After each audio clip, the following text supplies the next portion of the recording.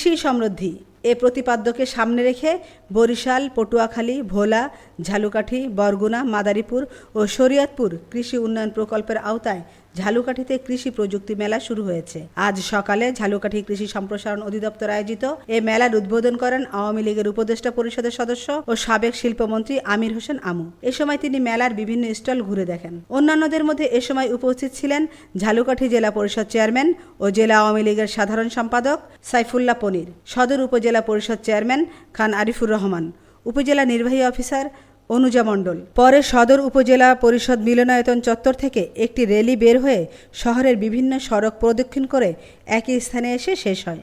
আমেনা ইসলাম, আজকের সংবাদ।